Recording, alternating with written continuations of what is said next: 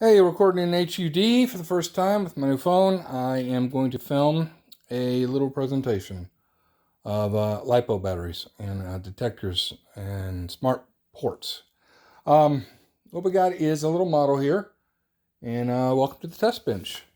So I have an unknown voltage 11.1 volt battery, 2600 LiPo. I've got it plugged into two ESCs, and I'm powering up this model. And what I've got is a little sensor that I bought from FR Sky, and it has a little tiny screen here. And I want to show you just rawly what happens when you plug it in to your battery, to your balancing ports. Well, you drop it a couple times. Hopefully it's resistant. What we do is we look at our layout and we plug it in. Let me show you what's going on over here. So you plug it in, there's a delay, 1, 2, about 3 seconds. And what I've got is a little screen that shows you the voltages. And so what we're looking for is, I show it to be 11.3 volts, and each cell is 3.7. And so just out of the bat, that's you can use it just as a quick tester.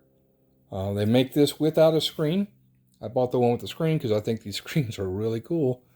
So what we're going to do is we're going to plug up the model, and we're going to hook it up to the smart port of an X8R receiver.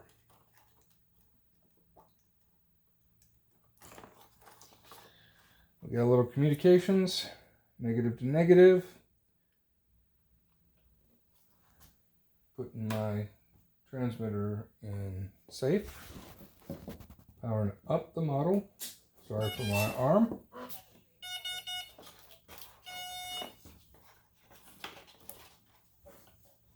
What we have is a little demonstration. Let me see if I can see what we see on the screen. Not very well, but that's okay, because I've got it on the model. So I'm going to long press it, and I'm going to show you that the telemetry, sorry the screen's all gross looking, but I'm going to show you that the cells, altogether the output is 11.3 volts. And as you know, ESCs provide, some of them provide configurable or selectable voltages. These are just fixed at 5 volts. So that's why the X8R receiver is transmitting back that the receiver battery is 5. Well, we know that the ESC is regulating and producing that 5 volts, but you don't know when your model's flying of the LiPo battery itself. Now we do. So I'm going to run a little a safe module, a safe presentation. I'm going to put this in a cool logical condition.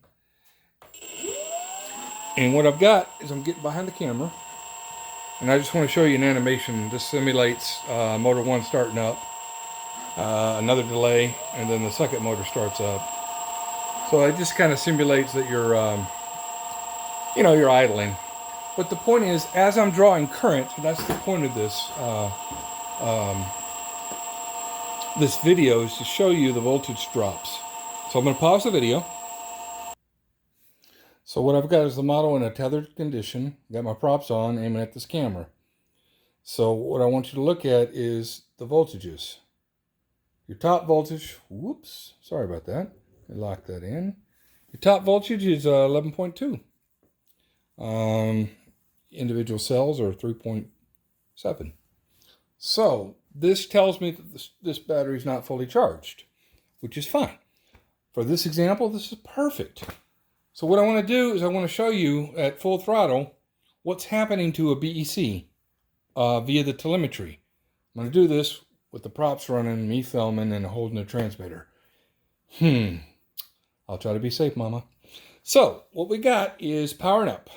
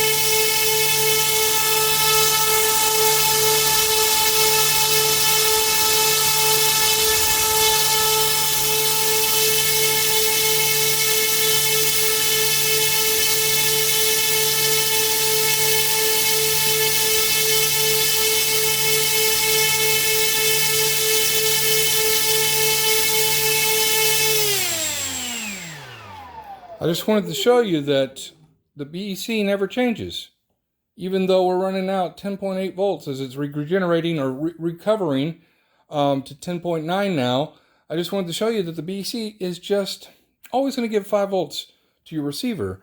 And that's kind of misleading. You really don't want to do that. You're going to lose the craft if your main battery gets down to a point to where it's not going to drive the motors. It's also providing power to your receiver. So if you couldn't even, so to speak, dead stick one of these, if you don't have